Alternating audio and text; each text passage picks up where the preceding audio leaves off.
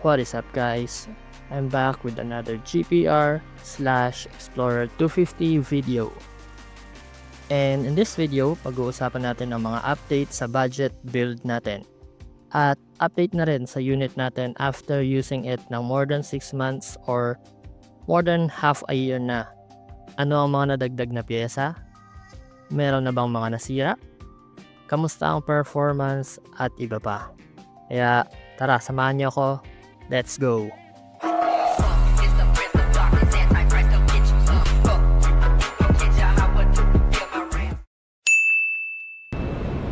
So, bali ito yung magiging update natin sa ating budget meal build. So, most likely parang part 2 to ng mga parts and accessories na nadagdag na natin dito sa motor. And also, isasama na rin natin yung update regarding sa syempre 6 months almost or lagpas 6 months na natin ginagamit tong motor. And kung ano na yung mga naging damage, ano yung mga repairs na ginawa na natin, and so on.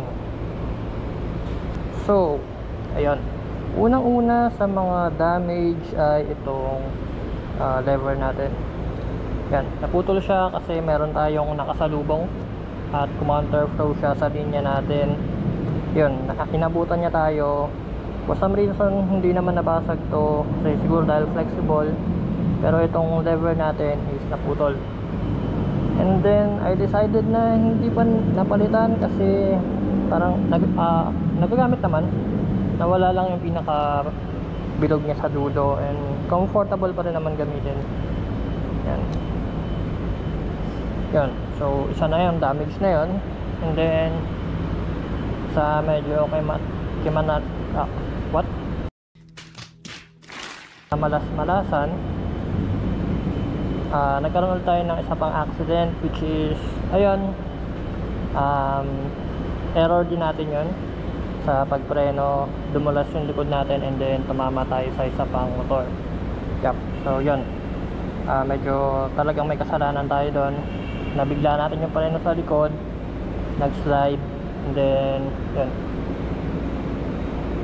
Ang mga naging damage is ito, nagasgas yung ating winglet na yan. Saka wala namang major or sobrang laking basag maliban dito sa gasgas na to at itong basag na to. Yan, parang lumubog yung pinaka-tornilyoan niya sa likod, bumakat siya dito. Pero ayun, okay pa naman, hindi naman siya makakalas or anything. And then dito rin, yan, may walay din yung tornilyuhan nito sa likod kaya magalaw na siya. Pero hindi rin naman masyadong pansinin at hindi naman nagbabibrate, so okay pa rin naman siguro. At also dito rin nagkabasag na tayo dito. Ayan, since mabilis na nga talaga siyang mabasag, tapos natamaan pa ng malakas, kaya talagang natuluyan siya. Pero at least hindi pa naman siya bumibigay ng tuluyan. Yan. Kahit minsan nag-aangkas pa tayo dyan. Yan, medyo mawang to. And then yan, may crack siya dito. Buti hindi naman na-damage yung tangke natin. And konting gas-gas dito sa mirrors. And yun lang naman. Wala rin naman na bengkong. So, all goods. Appearance wise, all goods pa rin naman. Kapag malayo, walang issue. Yan, wag lang lalapit syempre. Okay, that's it for mga damage na yun, like sa accident. Nagkaroon na rin tayo ng mga repairs dito. And I don't know if dahil yun sa accident, pero for some reason naging tight yung itong handlebar natin, itong pinaka T-post or yung bearing nya sa T-post. Yan, so naging tight yung kanyang handling. So tinry ko siyang luwagan lang ng konti, pero hindi na mahanap yung tama niyang higpit. So kapag niluwagan ko siya ng konti, may alog. Kung sisikapan ko naman, sumosobra naman ang sikip kahit konti lang yung adjustment na ginawa natin. So ayun, nagpalit na tayo ng knuckle bearing dito sa ating T-post. At ang ginamit natin is pang TMX 155 or 150. I-check ko and i-post ko na lang sa baba yung link, and i-flash ko na lang dito yung picture. Yan, so ngayon okay na siya. So yun, hindi ko sure kung dapat ba na ganun siya kabilis na nasira, kasi ang stock nito is ball race lang, mga bulitas siya sa loob. And yun, pinalitan na natin siya ng knuckle bearing type kasi mas matibay yun, mas nagtatagal yun based sa experience ko rin sa ibang motor. Next is nagpalit na rin tayo ng brake pad sa likod, since gamit na gamit talaga to halos daily, pang daily ko siya sa work. And ayun, after 6 months lumipis na talaga yung brake pad natin to the point na medyo malapit na siya sa bakal, kaya yun, nag-decide na tayong palitan yun. Online din natin siya nabili kasi nagtanong ako sa mga branch na malapit, wala silang stock, need pa natin pumunta ng Caloocan 10th Ave. So yun, online na lang, nakuha ko siya ng 300 plus pesos. Lalagay ko rin sa baba yung link, and then yung picture din dito. Okay, ayun. So isa pa nating naging problema is yung naputol yung susi natin dito sa tangke. Dito habang nagagas tayo, humigpit talaga siya. Then siguro napalakas din yung pag-ikot ko, medyo napilit ko siya, then nag-snap yung susi at naiwan dito yung kalahati. Buti natanggal natin, pero yun, nagka-problema tayo doon since kailangan natin iuwi yung motor. So ginawan lang muna natin ng paraan. Kaya yun, advice ko lang sa inyo guys, kung isa lang yung hawak nyong susi, better na magpa-duplicate na tayo habang maaga para meron tayong extra. Okay, so that's it for yung mga repairs na ginawa natin. Punta naman tayo sa mga upgrades or parts na nadagdag or pinalitan natin. Unahin na natin dito sa ating chain set. And as you could see, nagpalit na tayo, parang medyo gold na yung kadena natin. And yan, nagdagdag tayo ng ipin dito sa likod para mas lumakas siya sa hatak rather than top speed, since di naman natin siya magamit sa top speed talaga ngayon, especially ngayon na meron ng NCAP, may speed limit. Ayun, so yun, pinili ko na lang na gumanda yung lumakas yung hatak niya sa unang piga. And para sa akin, ito yung saktong sukat ng sprocket.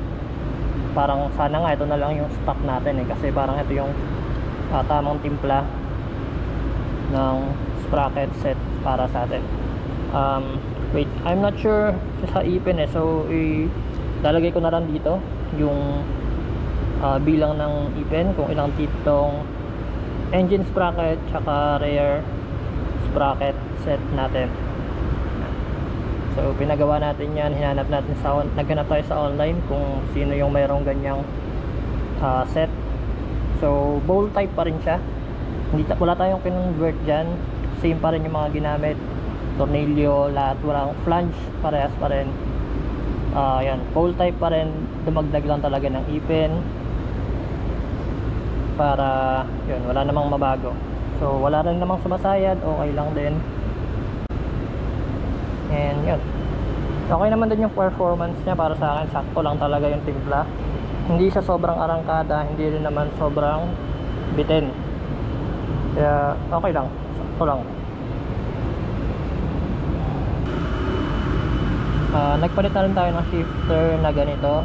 Yan, para kumbaga straightforward na lang yung pagcambio natin, wala na nung rad na minsan nagkakos din ng pagtigas nung pagcambio. So ayun, may mga nagtatanong din kung bakit daw kaya matigas yung kanilang pag-shift, lalo kapag nasa traffic na, nasa stoplight, doon pa lalong humihirap i-cambio. So in my experience, isa to sa mga nakakadagdag ng hirap kapag wala na sa tamang adjustment yung rod na nandito, yung nagko-connect sa shifter dito tsaka dito sa yan. Pag wala na sa timing yon, humihirap na sabayan mo rin paano kapag wala rin sa timing tong o tamang adjustment itong lever adjuster mo. So yun, kapag nakuha mo yung tamang timpla nyan, medyo giginhawa naman yung pagcambio mo. And yun, recently pala nakapalit tayo ng muffler. Ang ginamit ko is stock pipe ng Z400, yung Kawasaki Z400. Kaso ngayon ito yung nakakabit sa atin ngayon. Lalagay ko na lang yung picture ng pipe na nakakabit dito. So ayan siya, and yun. So kasi gusto ko rin ng papalit-palit, minsan tahimik, minsan medyo may ingay, and yun. So another thing na nadagdag natin is itong center nut. I'm not sure kung center nut ang tawag dito or T-post nut, basta itong tornilyo dito sa gitna. Ayan, napalitan na natin siya ng may kulay, at ang ginamit natin dyan is pang TMX din na 155 or 150. Ayan. Actually experimental lang yun, tinry ko lang talaga, buti pumasok naman. Kasi nga yung bearing is, na ginamit natin is pang TMX, so nag-assume ako na baka same din naman yung sa nut. So ayun, okay naman, saktong sakto, and yun, plug and play lang yung nut nya. Papakita ko rin yung picture na dyan kapag wala tong cellphone holder na to. Ayan yung magiging tsura nya. Yan, malinis lang. And then yun, pero sinamahan ko na siya nito.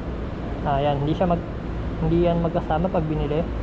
Nagkahiwalay ito, itong para to sa mount ng mga cellphone holder or camera. Yan, lalagay ko rin yung picture, yung link sa baba, and then check nyo na lang guys. Yan, para maganda yung mounting ng cellphone natin kapag kailangan natin gumamit ng GPS. Yan, pag ganito siya, straight siya. Yan, ito yung naging view and POV ng ating cellphone mount.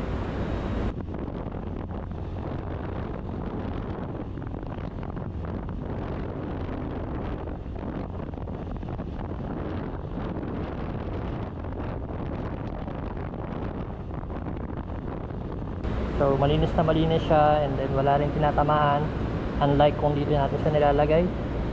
Sobrang parang sagabal, tsaka parang tatama lagi sa mga kung saan saan.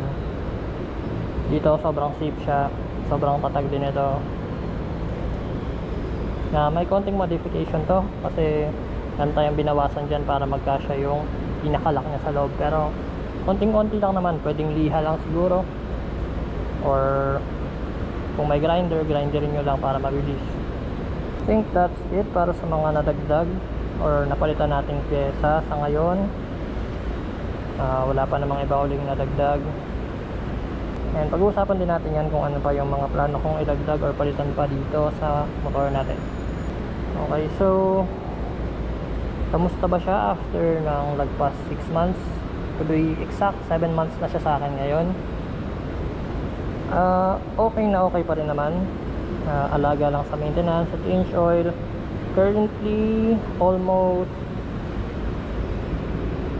7,000 or 8,000 na yata ang aking odo. Yeah, kaka 8,000 lang natin, since halos daily na nga natin siya ginagamit, 3 to 5 times a week dito mula Bulacan hanggang Ortigas.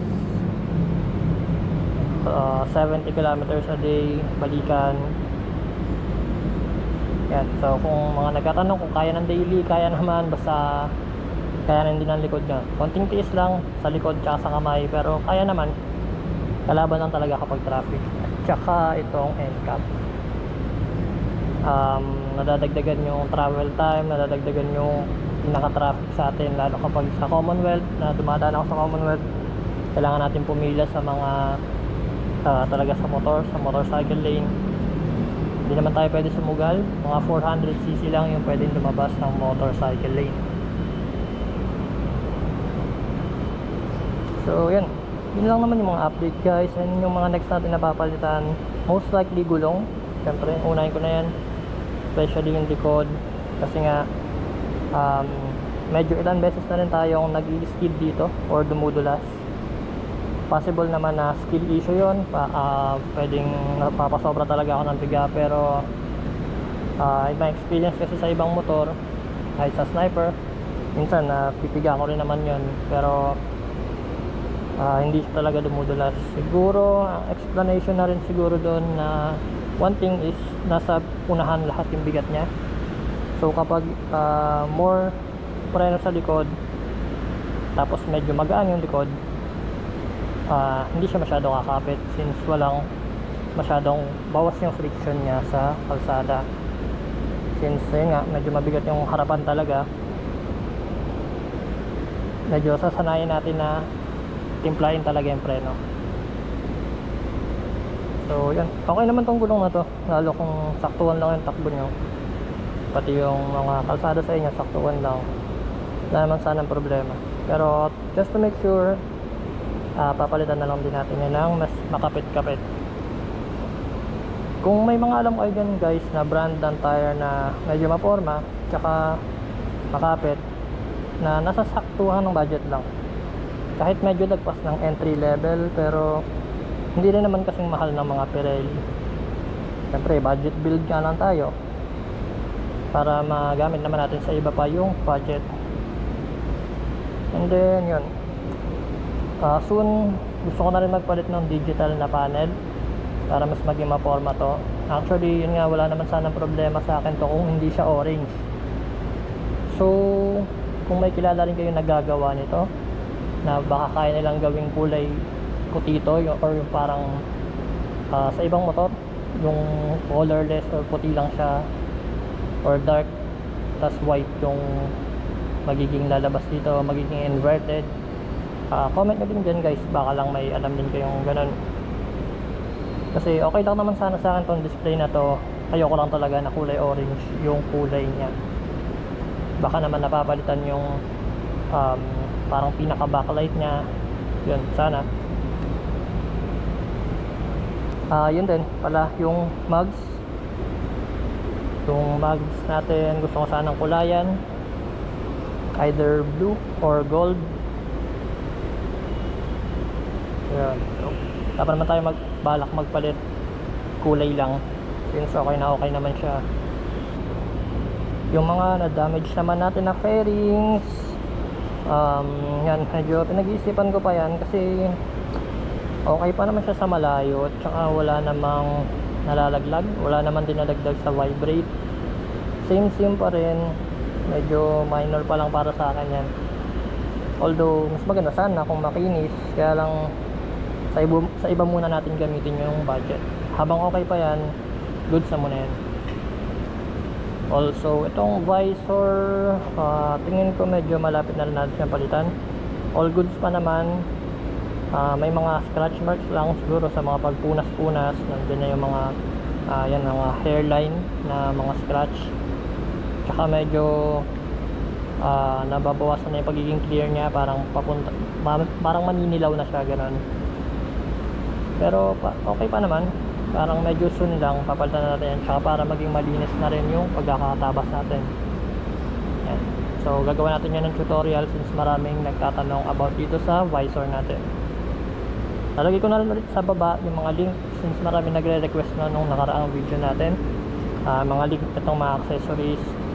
Ilalagay ko kung ano pa yung mga mahahanap ko, and yung sa iba baka hindi ko na sure, pero tatry ko yung best ko na mailagay lahat.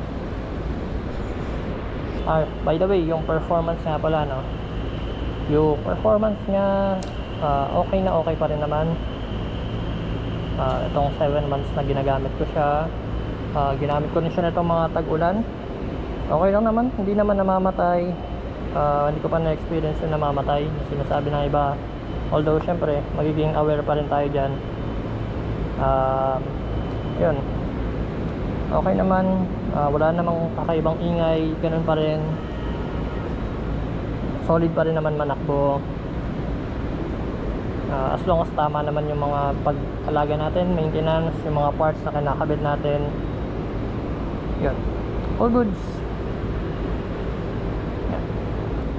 Update ko lang kayo lagi kung anong mga magiging sakit pa nito or mga magiging future pa na parts na papalitan natin para mapaganda pa lalo itong motor natin. Yun lang muna guys, and ride safe always lang, and stay pogi.